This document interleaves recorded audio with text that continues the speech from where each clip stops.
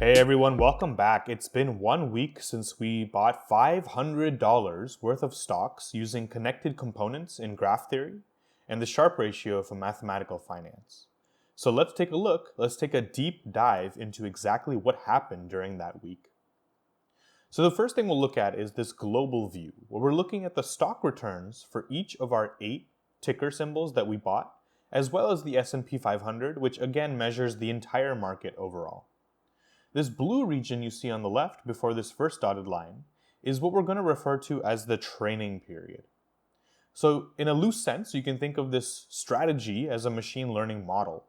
And we trained it on all of the data from the 1st of January of this year, 2023, until mid-February of 2023. And so we used all of that data to do the correlation analysis for the connected components and also to calculate Sharpe ratios.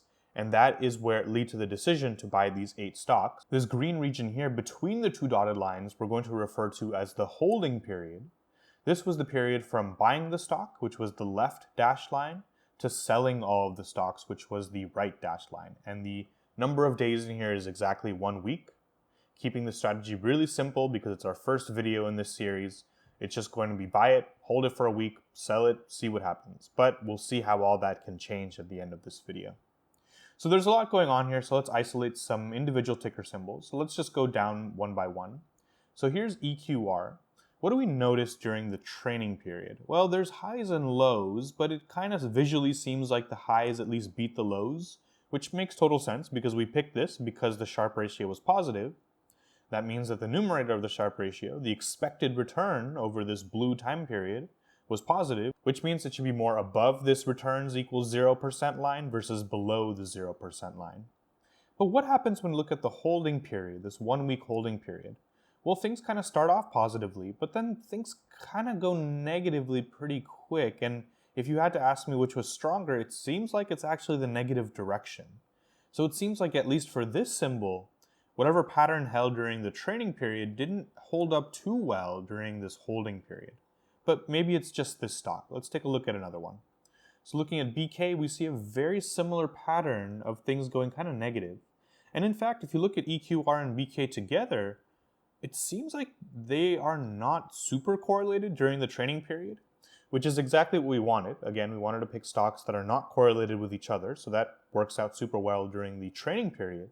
But if you look during the holding period, it almost becomes like they're the same stock. So what we're trying to achieve by trying to pick stocks that are uncorrelated, whose returns are uncorrelated, is not being met in this holding period. And if you look after the holding period, so this is after the experiment ended, they kind of become uncorrelated again. So there's some reason that they're correlated exactly in the period where we didn't want them to be. But let's look at a couple more. So let's look at SWKS. Some interesting things here. In addition to our same observation about things getting kind of negative in the holding period, there's also this anomaly. I would call it a very strange 1 day around 13% return and then comes right back down to a negative return the next day. So maybe one thing we can improve on for the future is taking into account these anomalies because they're either going to overinflate or underinflate the Sharpe ratio, and we probably don't want either one. We can look at these other ones too, but the similar pattern continues that these stocks seem more correlated with each other than they should be if we were basing this off the training period alone. And the other thing is, of course, the Sharpe ratios seem to have turned from positive to negative during this holding period versus the training period. Now, to kind of round this first part of the story out, let's take a look at the entire market. So we can look at individual stocks, but here's the entire S&P 500, which represents 500 diverse companies in the American economy. And you see the same pattern emerge. Things were kind of positive before this buy date. But between the buy date and the sell date, things kind of got negative.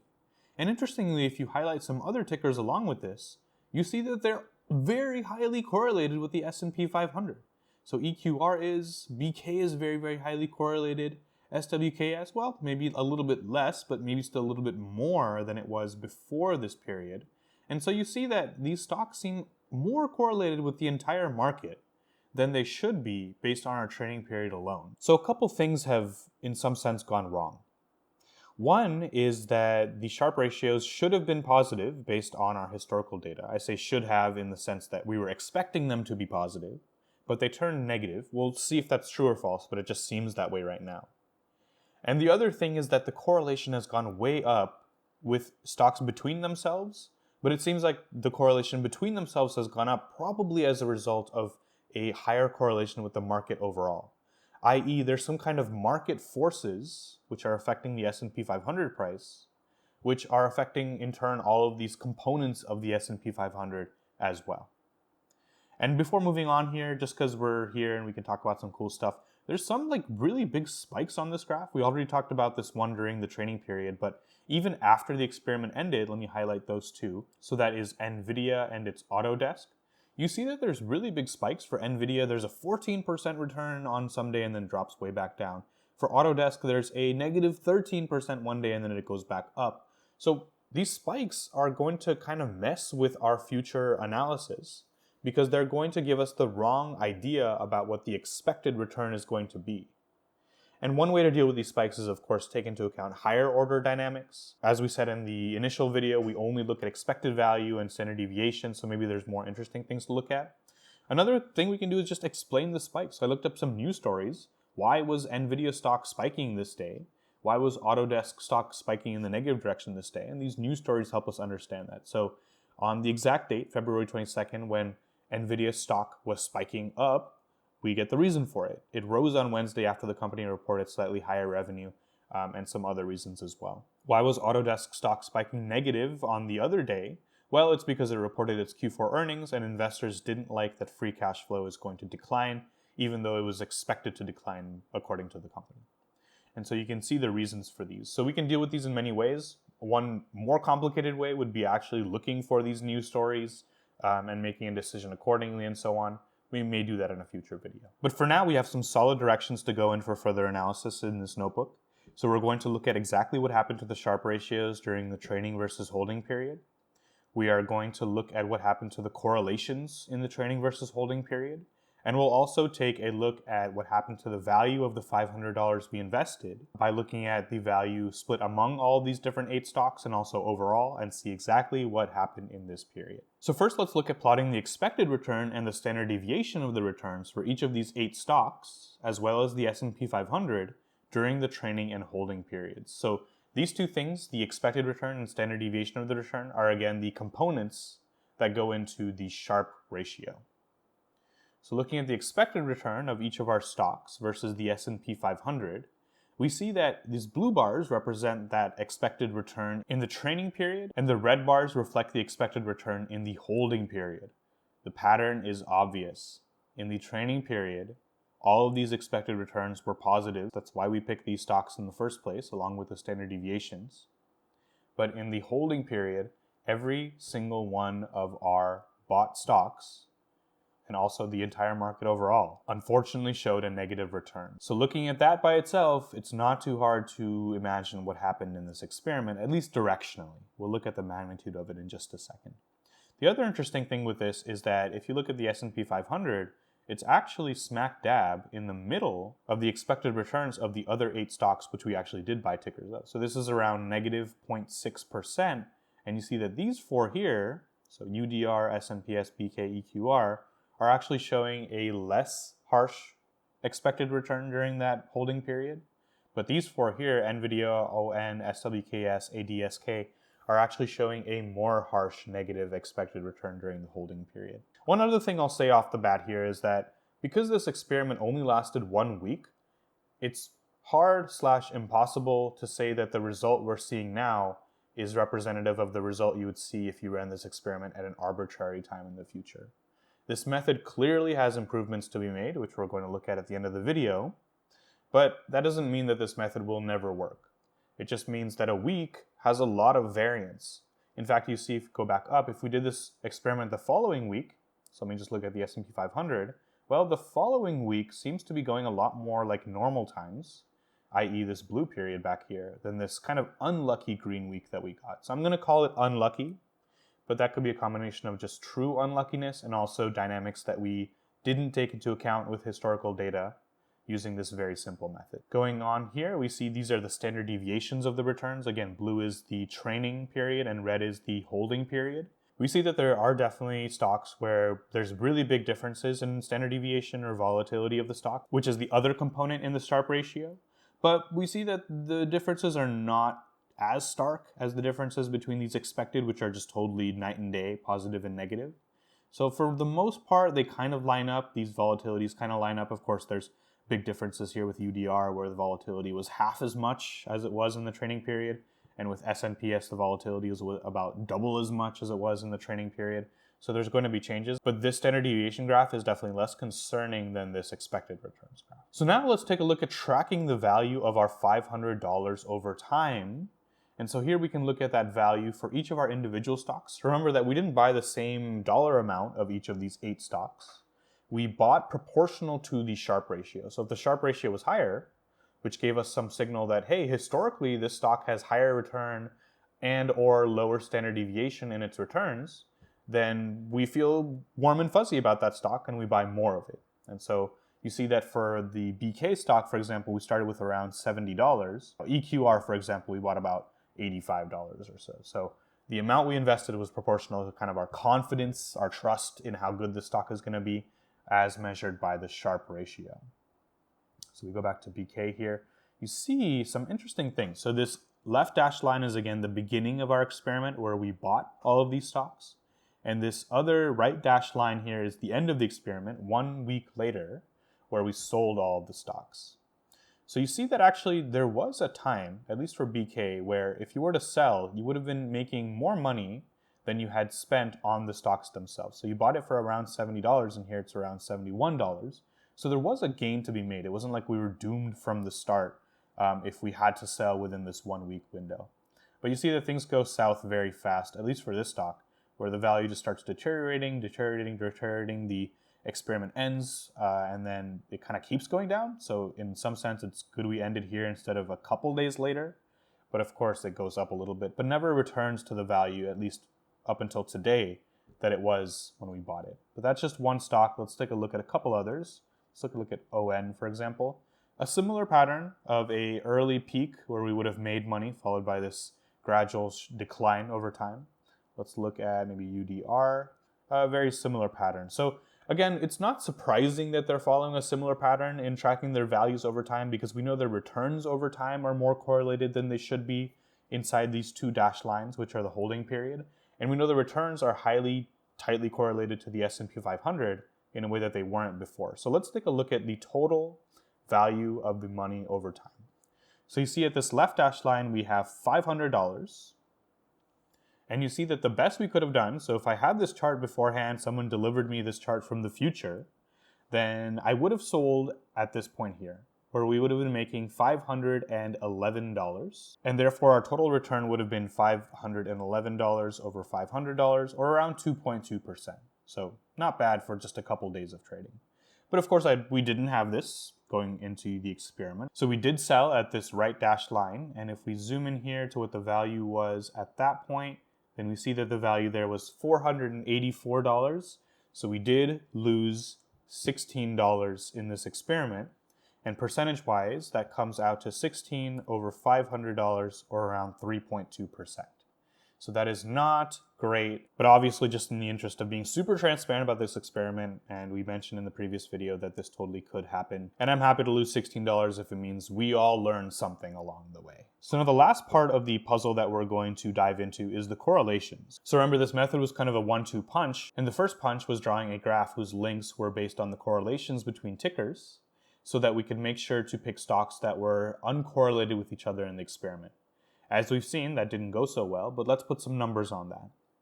So here is a heat map of correlations between all 8 of the stocks we bought, as well as the entire market itself, the S&P 500, during the training period.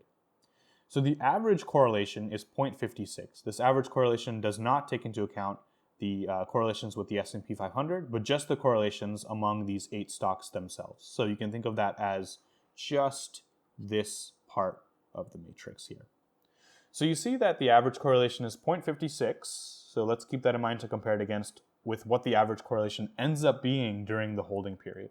But during the training period, you see that everything is not super correlated with everything else. You get this occasional kind of high correlation here. But for the most part, as we wanted with our method and as we designed this, the correlations between these stocks are not super high. Now, Things really show what happened when we look at the same heat map for these correlations during the holding period. Even before we get into the numbers, let me just scroll back up and down again. Remember that the whiter the cell is, the higher the correlation. Just visually take a look at kind of the darkness of this heat map with the relative lighterness of this heat map. And you definitely see that more when you dive into these cells. Whoa, 0.98 correlations, 0.93 correlations, 0.97 correlations, 83 correlations. There's definitely a lot higher correlation than we were expecting according to the training period alone. And if you look just at the S&P 500 column, so let's look at just at the S&P 500, you see that during the training period, the correlation with the entire market for each of these stocks was like 70. This one's even lower at like 40. This one's maybe like 80, but kind of on a range of like 70 to 80. But if you look at that correlation with the market during the holding period, you're getting like really, really high correlations, much higher than you were getting in the training period. So this further sheds light on the fact that the market's returns were likely affecting the returns for each of our individual stocks. And because the market's returns were negative, well, that kind of pulled all of these stocks negatively with it, leading to an overall loss in this experiment. I just want to go through some takeaways and some improvements for the next video, and would love to hear improvements that you have and other takeaways you got from these graphs that I didn't mention here, so that in the next video we make, the next method will be more complex than this one. That's how we're going to structure this series. We're going to keep doing more and more interesting things, investing real money along the way, and just seeing what happens. So it's going to be a video where we explain the method and buy the stocks. We hold them for whatever period of time makes sense according to the method, and then sell them, and then make a retrospective video on what went right, what went wrong, and what takeaways we have from the future. So here's the takeaways part. The big takeaways we got here are that the patterns in the training period that we wanted to hold up during the holding period did not hold up. And in the context of this method, that means that the Sharpe ratios turned negative. They were positive before, they turned negative. And also the correlations got a lot higher among all the individual stocks, but that's likely a result of the correlations between those stocks and the S&P 500 getting higher during that period. So this is the takeaway for why we're seeing the results that we did and why we lost the money that we did. And improvements for the future, well, there's two classes of improvements. One is in picking the stocks in the first place. As I've been mentioning many times in this video and the last video, the Sharpe ratio method is not super complicated. We're just looking at the expected return and standard deviation of return. We know that there's higher order, summary statistics, but also just intricacies in your data that you can look at when picking stocks. And so in the future videos, we'll be looking at more complex dynamics beyond just the expected and variance of the return when picking our stocks. And another avenue we're going to explore, which I'm really excited about, is dynamic trading. So one of the big shortcomings of this method, even if you don't think of changing the stocks we buy, is looking at the period over which we bought these stocks. So you can see I've been drawing these two dashed lines, and they're a week apart, which was kind of our contract going in. We just wanted to keep this method simple. Buy it, wait a week, sell it, see what happened. But in the real world, when you're trading stocks, you're allowed to sell these stocks whenever you want with, the small caveats on trading hours and whatever, but you don't have to wait an entire week. In fact, if we kind of saw this peak forming and we thought it was going to go downhill from there, we could have just sold on February 15th, which was just 2 days after we bought the stocks, and we would have ended up actually in a net positive in this overall experiment. So future videos will also look at dynamic trading, where we're looking at things like finding optimal times to buy the stocks, optimal times to sell the stocks, and looking at maybe different conditions and criteria for each stock, where we don't have to sell all of them or buy all of them all at once. And another thing we might do as well is look into changing the investments that we're holding. So let's say we did buy all 8 of these stocks at this left dashed line. Well, actually, let me scroll up to this plot here. So let me zoom in on this holding period here for a moment. You see that there are definitely variations, even though there is correlation, much higher correlation here. There's definitely variations in which stocks after just 1 day are showing a positive return. For example, NVIDIA was showing a 5% positive return on that first day, whereas BK was actually showing a very slight negative return. So one set of strategies would be looking at, well, you showed me a very strong return today. Maybe I'll invest more. I'll reallocate some of my $500 away from the losing stocks and into the winning stocks. And then you look at what happens the next day. And well, NVIDIA didn't do so well that day. Actually, BK seems like the winner that day. And so you kind of allocate back. So this dynamic strategy would be looking at, well, I have my $500. I have some initial set of investments based on prior historical data. But as days go on, I'm going to update that belief and actually reallocate my 500 proportional to which stocks actually are doing better and worse during that period. And so if these words prior and update and belief seem like very suspicious choices of words, they are, because I'm hinting at Bayesian stock trading strategies, where we buy stocks according to our best guess about historical data, but then don't stop there. Actually look at what's happening when the action is going on during this holding period, and making real-time decisions during the holding period.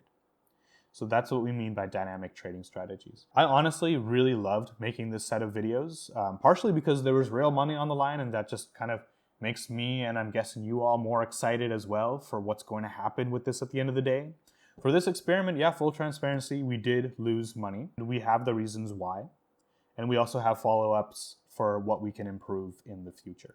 So if you have any ideas as well, I'm happy to consider and even try them in future videos. Thank you so much for watching up until this point. Like and subscribe for more videos just like this one, and I will see you all next time.